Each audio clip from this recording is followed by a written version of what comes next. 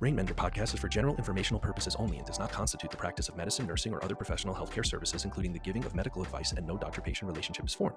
The use of information on this podcast or materials linked from this podcast is at the user's own risk.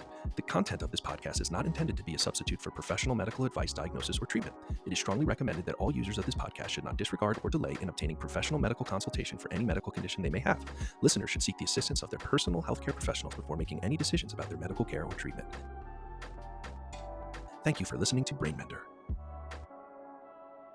Victor Licata was a 21-year-old resident of Tampa, Florida, who in 1933 brutally murdered his parents, his two brothers, and his sister with an axe while they slept. This horrific crime rose to national prominence, and it was reported that Victor, who was normally an affable, quiet man, had been acting strangely in the days leading up to the tragedy. An investigation turned up that Licata was a regular user of cannabis, or marijuana as it had recently come to be called. But nobody could predict how powerful a narrative this would become. You see, Harry Anslinger, an ambitious, newly appointed head of the Federal Narcotics Bureau, was collecting stories he called the Gore Files. He was collecting police reports and attributing the graphic actions of the perpetrators to the effects of marijuana.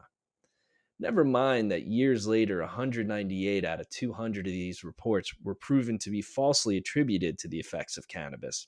He was running with the story in newspapers, radio interviews, and in testifying to Congress.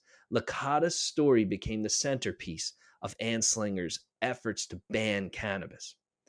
The story of Victor Licata and others became potent symbols in the campaign against cannabis, helping to sway public opinion and pave the way for the Marijuana Tax Act of 1937, which effectively banned cannabis at the federal level.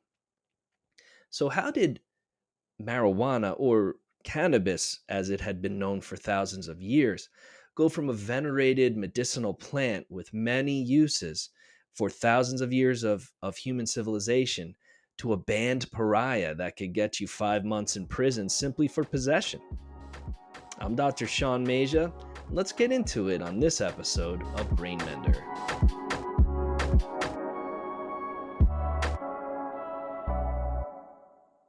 You know, it's only in recent history, really the last 100 years, that cannabis was labeled a dangerous drug. Cannabis cultivation is traced back to ancient civilizations dating thousands of years in the past.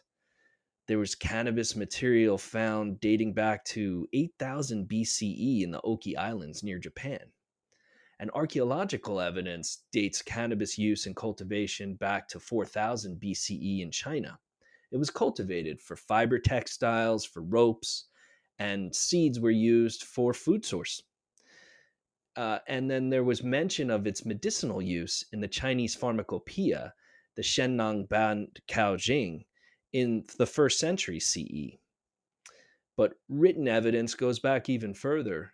The Hindu text, the Vedas, written around 1500 BCE, mentioned the use of cannabis for rituals and for meditation. And the Venidad, a Persian medical text that dated back to 700 BCE, listed 10,000 medicinal plants and put cannabis near the top of the list as one of the most significant.